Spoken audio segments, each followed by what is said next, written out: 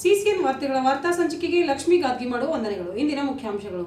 ಕಲ್ಯಾಣ ಕರ್ನಾಟಕ ವಿಮೋಚನೆಯಲ್ಲಿ ಅನೇಕರ ತ್ಯಾಗ ಬಲಿದಾನಗಳಿವೆ. ನಾಗರಿಕ ವಿಮಾನ ಪುನರಾರಂಭದ ಭರವಸೆ ಸಚಿವ ಈಶ್ವರ್ ಖಂಡ್ರೆ. ಶಾಸಕ ಪ್ರಭು ಚವ್ಹಾಣ್ ನೇತೃತ್ವದಲ್ಲಿ ರಕ್ತದಾನ ಶಿಬಿರ. 76 ಜನರಿಂದ ರಕ್ತದಾನದಿಂದ ಆರೋಗ್ಯ ವೃದ್ಧಿ. ಶಾಸಕ ಪ್ರಭು ಚವ್ಹಾಣ್. ಕಲ್ಯಾಣ ಕರ್ನಾಟಕ ಉತ್ಸವ. ಲೋಹ ಪುರುಷ ಸರ್ದಾರ್ ವಲ್ಲಭಭಾಯಿ ಪಟೇಲರ ಭಾವಚಿತ್ರದ ಭವ್ಯ ಮೆರವಣಿಗೆ. ನಗರ ಸೇರಿದಂತೆ ಜಿಲ್ಲಾದ್ಯಂತ ಕಲ್ಯಾಣ ಕರ್ನಾಟಕ ಉತ್ಸವ ಸಡಗರ ಸಂಭ್ರಮದಿಂದ ಆಚರಿಸಿದರು. ಜಿಲ್ಲಾಡಳಿತದಿಂದ ನಗರದ ನೆಹರು ಕ್ರೀಡಾಂಗಣದಲ್ಲಿ ಆಯೋಜಿಸಿದ ಕಲ್ಯಾಣ ಕರ್ನಾಟಕ ಉತ್ಸವ ಕಾರ್ಯಕ್ರಮದ ಧ್ವಜಾರೋಹಣ ಜಿಲ್ಲಾ ಉಸ್ತುವಾರಿ ಸಚಿವ ಈಶ್ವರ್ ಖಂಡ್ರೆ ನೆರವೇರಿಸಿದರು. ನಂತರ ಅವರು ಮಾತನಾಡಿ, ಕಲ್ಯಾಣ ಕರ್ನಾಟಕ ವಿಮೋಚನೆಯಲ್ಲಿ ಅನೇಕರ ತ್ಯಾಗ ಬಲಿದಾನಗಳಿವೆ. ಕಲ್ಯಾಣ ಕರ್ನಾಟಕದ ವಿಮೋಚನೆಗಾಗಿ ನಮ್ಮ ಭಾಗದ ಅನೇಕರ ತ್ಯಾಗ ಬಲಿದಾನಗಳಿವೆ. ಆಗಸ್ಟ್ 15ರಂದು ದೇಶಕ್ಕೆ ಸ್ವಾತಂತ್ರ್ಯ ಸಿಕ್ಕರೂ ನಮ್ಮ ಭಾಗಕ್ಕೆ ಸ್ವಾತಂತ್ರ್ಯ ಸಿಕ್ಕಿರಲಿಲ್ಲ. ಈ ಭಾಗದ ಜನರ ಹೋರಾಟದ ಫಲವಾಗಿ 13 ತಿಂಗಳು ತಡವಾಗಿ ನಮಗೆ ಸ್ವಾತಂತ್ರ್ಯ ಸಿಕ್ಕಿತು ಎಂದರು.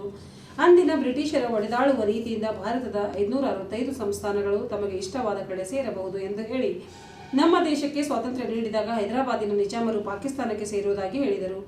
ನಿಜಾಮರ ರಜಾಕಾರರ ಪಡೆ ಈ ಭಾಗದ ಹಳ್ಳಿಗಳಿಗೆ ಹೋಗಿ ಜನರ ಮೇಲೆ ನಿರಂತರ ದೌರ್ಜನ್ಯ, ಮನೆಗಳ ಲೂಟಿ ಮಾಡಿದರು. ಗೋರ್ಟಾ ಹತ್ಯಾಕಾಂಡದಂತಹ ಅನೇಕ ಘಟನೆಗಳು ಜರುಗಿದವು.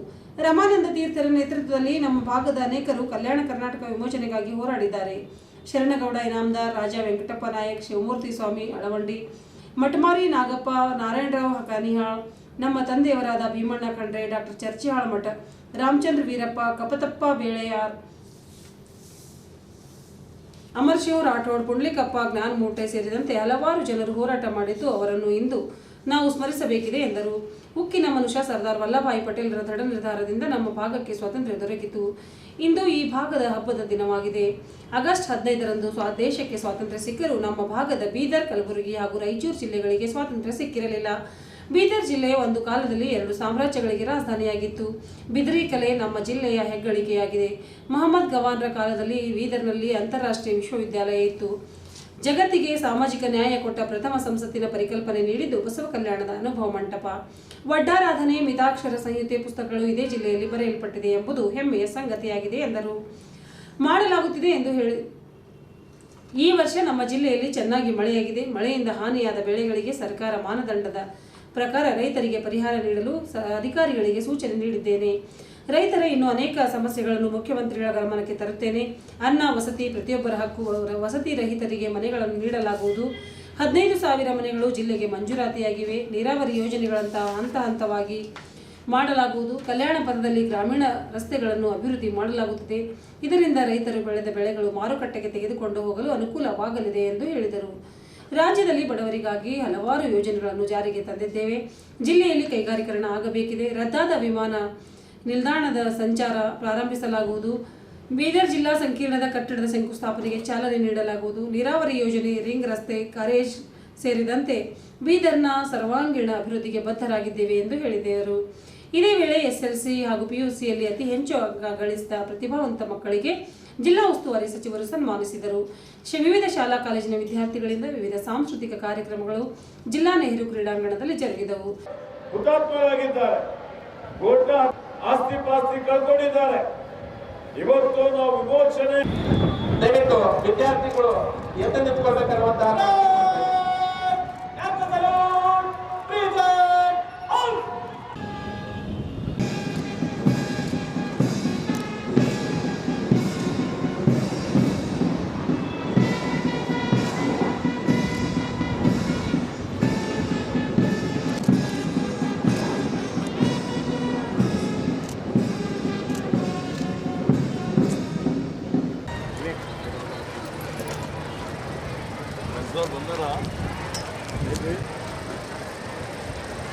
ಕಲ್ಯಾಣ ಕರ್ನಾಟಕ ಉತ್ಸವದ ಕವಾಯತ್ನಲ್ಲಿ ಭಾಗವಹಿಸಿರುವಂತಹ ಎಲ್ಲ ತುಕುಳಿಗಳ ನಿರೀಕ್ಷಣೆಯನ್ನು ಕೈಗೊಳ್ಳಲು ಮಾನ್ಯ ಜಿಲ್ಲಾ ಉಸ್ತುವಾರಿ ಸಚಿವರು ತೆರೆದ ಜೀಪಿನಲ್ಲಿ ಎರಡನೇ ತುಕುಳಿ ನಾಗರಿಕ ಪೊಲೀಸ್ ವಿಭಾಗ Shri S P. Girigowda PSI market ಠಾಣೆಯವರ ನೇತೃತ್ವದಲ್ಲಿ, ಮೂರನೇ ತುಕುಳಿ ಮಹಿಳಾ ಪೊಲೀಸ್ ಶ್ರೀಮತಿ ನಂದಿನಿ PSI ಮಂಡಳಿ ಠಾಣೆಯವರ ನೇತೃತ್ವದಲ್ಲಿ, 4ನೇ ತುಕುಳಿ ಅಬಕಾರಿ ಇಲಾಖೆ ಕುಮಾರಿ ಪೂಜಾ 6ನೇ ತುಕಡಿ ಅಗ್ನಿಶಾಮಕ ಮತ್ತು ತುರ್ತು ಸೇವೆಗಳು ಶ್ರೀ ನವೀನ್ ಬಾಬು ಅಗ್ನಿಶಾಮಕ ಠಾಣಾಧಿಕಾರಿಯವರ ನೇತೃತ್ವದಲ್ಲಿ 7ನೇ ತುಕಡಿ ಸೀನಿಯರ್ ಎನ್ಸಿಸಿ ಮಂಜುನಾಥ್ ತಂಗೀರ್ ಅವರ ನೇತೃತ್ವ, ಭಾರತ್ ಗೈಡ್ ಕುಮಾರಿ ಸ್ನೇಹಾ ಬಿರಾದರ್ ಅವರ ನೇತೃತ್ವ, ಎಲ್ಲ ತುಕಡಿಗಳ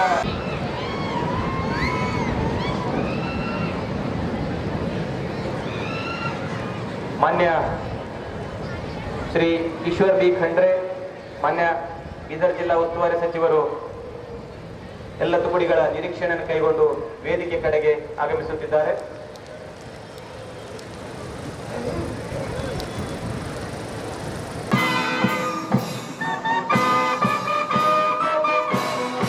ಉತ್ತಮವಾದ ಕವಾಯತು ಚಪ್ಪಾಳೆಯೊಂದಿಗೆ ಎಲ್ಲ ತುಕಡಿಗಳನ್ನು ಪ್ರಾರಂಭಿಸೋಣ.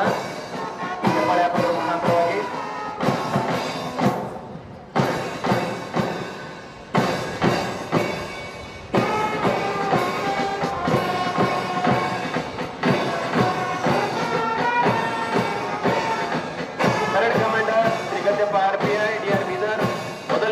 ಡಿಆರ್ ಬೀದರ್ ಶ್ರೀ ಭರತ್ TRS ಅವರು ಮುನ್ನಡೆಸುತ್ತಿದ್ದಾರೆ. ಮನ್ನರಿಗೆ ಗೌರವವನ್ನು ಸಲ್ಲಿಸಿಕೊಂಡು ಮುಂದೆ ತೆರಳುತ್ತಿದ್ದಾರೆ. 2ನೇ ತುಕಡಿ ಬೀದರ್ ಉಪವಿಭಾಗ ನಾಗರಿಕ police Shri SP Girigowdar PSI market ಠಾಣೆರವರು ಮುನ್ನಡೆಸುತ್ತಿದ್ದಾರೆ. 3ನೇ ತುಕಡಿ ಮಹಿಳಾ ಪೊಲೀಸ್ ಶ್ರೀಮತಿ ನಂದಿನಿ PSI ಮನ್ನಳೆ ಠಾಣೆರವರು ಮುನ್ನಡೆಸುತ್ತಿದ್ದಾರೆ.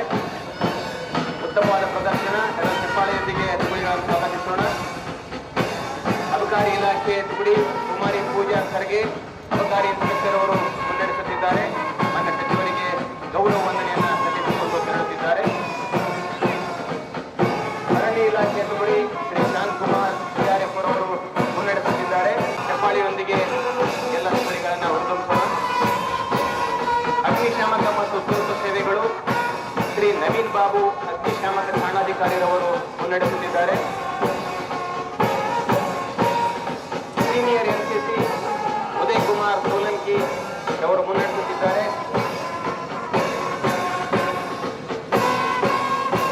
Junior NCC Kumar Shridhar sergeant ಅವರು ಮುನ್ನಡೆಸುತ್ತಿದ್ದಾರೆ.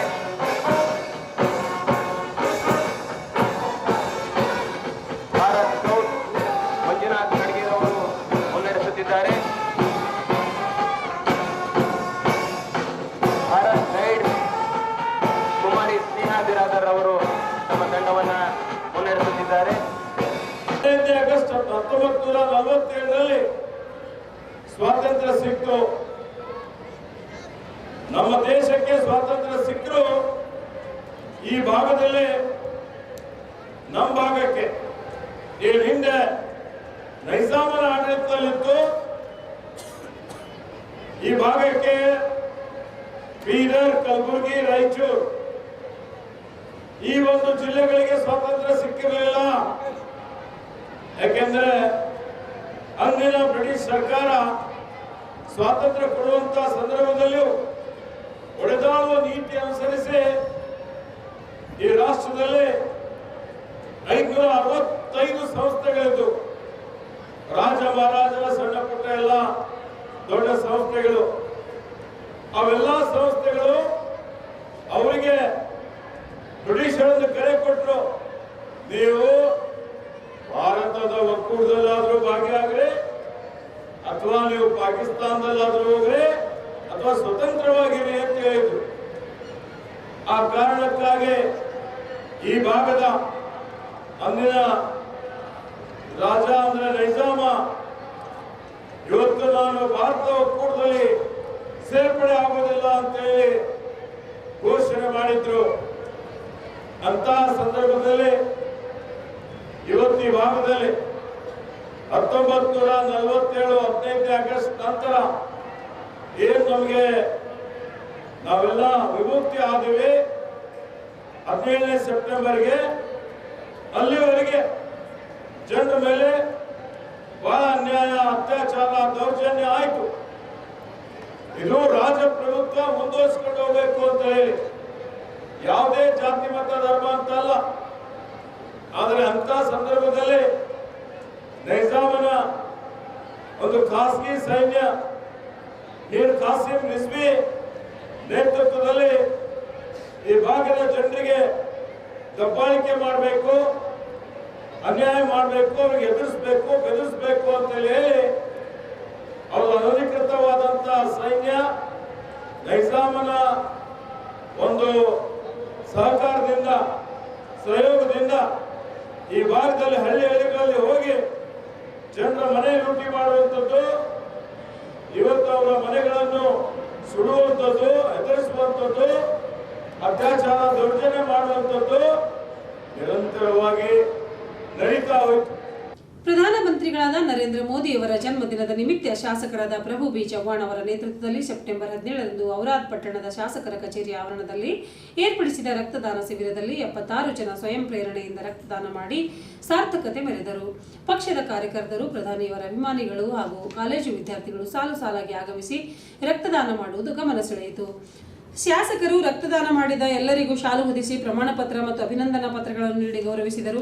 ಶಿಬಿರದ ಕೊನೆಯವರೆಗೂ ಶಿಬಿರದಲ್ಲಿಯೇ ಕುಳಿತು ಪ್ರತಿಯೊಬ್ಬರ ಬಳಿಗೆ ತೆರಳಿ ಮಾತನಾಡಿದರು. ಈ ವೇಳೆ ಶಾಸಕರು ಮಾತನಾಡಿ, ರಕ್ತದಾನ ಎಲ್ಲ ದಾನಗಳಲ್ಲಿ ಶ್ರೇಷ್ಠ ದಾನವಾಗಿದೆ. ರಕ್ತದ ಕೊರತೆಯಿಂದಾಗಿ ಪ್ರತಿದಿನ ಸಾಕಷ್ಟು ರೋಗಿಗಳು ಸಾವನ್ನಪ್ಪುತ್ತಾರೆ. ರಕ್ತದಾನವು ಜೀವ ಉಳಿಸುವ ಕೆಲಸ ಮಾಡುತ್ತದೆ. ಹಾಗಾಗಿ ಪ್ರಧಾನಮಂತ್ರಿ ನರೇಂದ್ರ ಮೋದಿಯವರ 74ನೇ ಜನ್ಮದಿನದ ನಿಮಿತ್ತ ರಕ್ತದಾನ ಶಿಬಿರ ಏರ್ಪಡಿಸಲಾಗಿದ್ದು, ಕನಿಷ್ಠ 74 ಜನರಿಂದ ರಕ್ತದಾನ ಮಾಡಿಸುವ ಗುರಿ ಇತ್ತು. ಆದರೆ ಪಕ್ಷದ ಕಾರ್ಯಕರ್ತರು, ಮುಖಂಡರು ಇದ್ದರು.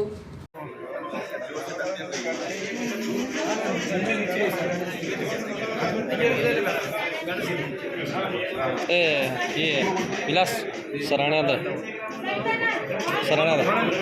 दकाराच कोणती मुंडो सर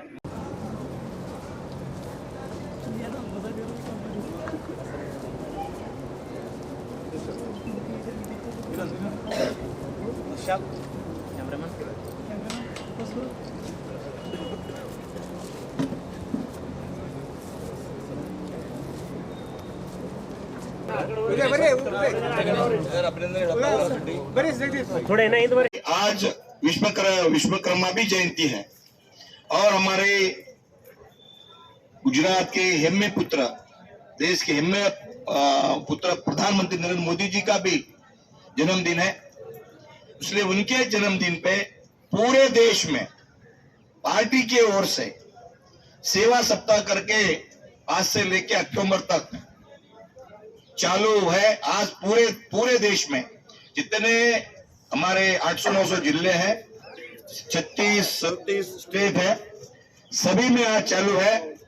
नरेंद्र बाबा जन्मदिन है, उनको मैं औराद की महाजनता की ओर से, कमलनगर की महाजनता की ओर से उनको हार्दिक हार्दिक स्वागत करता हूँ। उनके जन्मदिन की शुभकामनाएं देता हूँ। उनको भगवान से प्रार्थना करता हूँ कि उनकी सेंचुरी हो और एक टाइम और प्रधानमंत्री बने और हमारे देश को विश्व गुरु करने के लिए उनका योग रहे। प्रधानमंत्री जी के बारे में सबको पता है, मैं उनके बारे में ज्यादा गुणगान नहीं करूंगा, ज्यादा टाइम हुआ है। कार्यकर्ताओं को विनंती है। ಬೀದರ್ ಮಹಾಜನತೆಗೆ ಕಲ್ಯಾಣ ಕರ್ನಾಟಕ ಹಬ್ಬದ ಶುಭಾಶಯಗಳು.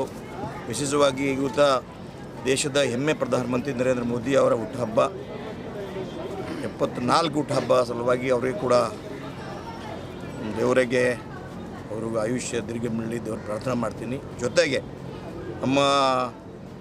ನಮ್ಮ ಪೂರಾ ಎಲ್ಲ ದೇಶದಲ್ಲಿ ಇಡೀ ದೇಶದಲ್ಲಿ ನಮ್ಮ ಪ್ರಧಾನಮಂತ್ರಿ ಅವರ ಹುಟ್ಟುಹಬ್ಬ ದಿವಸ ಭಾರತೀಯ ಜನತಾ ಪಾರ್ಟಿ ಪೂರ್ತಿ ದೇಶದಲ್ಲಿ ಅವರು 1 ವೀಕ್ ಸಪ್ತಾಹ ಬೇರೆ ಬೇರೆ ಥರ ಮಾಡ್ತೀವಿ. ಇವತ್ತು ನಾವು ನಮ್ಮ ಅಂಬರೀಷ್ ಅವರು ಹೋಗಿ ಪೂಜಾ ಅರ್ಚಾ ಹೋಮ ಹವನ ಮಾಡಿದ್ದೀವಿ ಅವರ ದೀರ್ಘಾಯುಷ್ಯವಾಗಿ. ಆಮೇಲೆ ಗೋಮಾತಾ ಪೂಜೆ ಮಾಡಿದ್ದೀನಿ. ಆಮೇಲೆ ವೆಟರ್ನರಿ ಹಾಸ್ಪಿಟಲ್, ಹೈಟೆಕ್ ಹಾಸ್ಪಿಟಲ್ನಲ್ಲಿ ಸೆಷನ್ ಪ್ರೋಗ್ರಾಮ್ ಮಾಡಿದ್ದೀನಿ.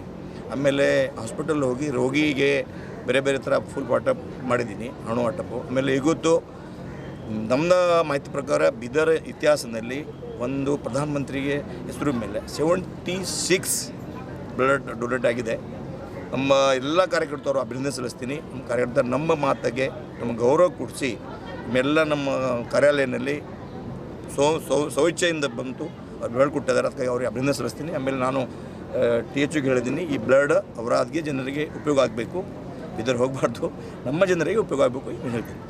ನಿಜಾಮರ ಕಪಿಮುಷ್ಟಿಯಲ್ಲಿದ್ದ ಅಂದಿನ ಹೈದರಾಬಾದ್ ಕರ್ನಾಟಕ ಭಾಗಕ್ಕೆ ನಿಜಾಮನ ಕಪಿಮುಷ್ಟಿಯಲ್ಲಿದ್ದುದನ್ನು ಗೃಹ ಸಚಿವರಾಗಿದ್ದ ಲೋಹ ಪುರುಷ ಸರ್ದಾರ್ ವಲ್ಲಭಾಯಿ ಪಟೇಲರ ದಿಟ್ಟ ನಿರ್ಧಾರದಿಂದ ಸ್ವಾತಂತ್ರ್ಯ ದೊರಕಿಸಿಕೊಟ್ಟಿರುವ ದಿನವಾದ ಸೆಪ್ಟೆಂಬರ್ 17ರ ಮಂಗಳವಾರ ಕಲ್ಯಾಣ ಕರ್ನಾಟಕ ಉತ್ಸವ ಅದ್ದೂರಿಯಾಗಿ ಆಚರಿಸಿದರು. ಕಲ್ಯಾಣ ಕರ್ನಾಟಕ ಉತ್ಸವದ ಪ್ರಯುಕ್ತ ಉಕ್ಕಿನ ಮನುಷ್ಯ ಸರ್ದಾರ್ ವಲ್ಲಭಾಯಿ ಪಟೇಲ್ ಅವರ ಭಾವಚಿತ್ರ ಅದ್ದೂರಿ ಮೆರವಣಿಗೆ ನಡೆಯಿತು. ನಗರದ ಬಸವೇಶ್ವರ ವೃತ್ತದಿಂದ ಆರಂಭಗೊಂಡ ಭವ್ಯ ಮೆರವಣಿಗೆಯು ಮಹಾವೀರ ವೃತ್ತ, ಅಂಬೇಡ್ಕರ್ ವೃತ್ತ, ಏರ್ ಮಾರ್ಷಲ್ ಕರಿಯಪ್ಪ ವೃತ್ತದ ಮಾರ್ಗವಾಗಿ ನೆಹರು ಕ್ರೀಡಾಂಗಣಕ್ಕೆ ತೆರಳಿ ಸಮಾವೇಶಗೊಂಡಿತು. ಮೆರವಣಿಗೆಯಲ್ಲಿ ಡೊಳ್ಳು ಕುಣಿತ, ಮಹಿಳೆಯರು ತಲೆಯ ಮೇಲೆ ಕಳಸವನ್ನಿರಿಸಿಕೊಂಡು ಹೆಜ್ಜೆ ಹಾಕುವುದು ಗಮನ ಸೆಳೆಯಿತು. ಮೆರವಣಿಗೆಯಲ್ಲಿ ನಗರದ ವಿವಿಧ ಶಾಲಾ ಕಾಲೇಜು ವಿದ್ಯಾರ್ಥಿಗಳು ಸಮವಸ್ತ್ರ ಧರಿಸಿ ಪಾಲ್ಗೊಂಡಿದ್ದು ಉತ್ಸಾಹದ ಮೆರುಗು ಹೆಚ್ಚಿಸಿತು. ಮೆರವಣಿಗೆಯಲ್ಲಿ ನಗರಸಭೆ ಅಧ್ಯಕ್ಷ ಮೊಹಮ್ಮದ್ ಗೌಸ್, ಜಿಲ್ಲಾಧಿಕಾರಿ ಶಿಲ್ಪಾ ಶರ್ಮಾ, ಜಿಲ್ಲಾ ಪಂಚಾಯತ್ ಮುಖ್ಯ ಕಾರ್ಯನಿರ್ವಾಹಕ ಅಧಿಕಾರಿ ಡಾಕ್ಟರ್ ಗಿರೀಶ್ ಬಡೋಲೆ, ಎಸ್ಪಿ ಪ್ರದೀಪ್ ಗುಂಟಿ, ಹಿರಿಯ ಪತ್ರಕರ್ತ ಶಿವಶರಣಪ್ಪ ವಾಲಿ ಸೇರಿದಂತೆ ಅಧಿಕಾರಿಗಳು, ಸಂಘ ಸಂಸ್ಥೆಗಳ ಪದಾಧಿಕಾರಿಗಳು ಇದ್ದರು.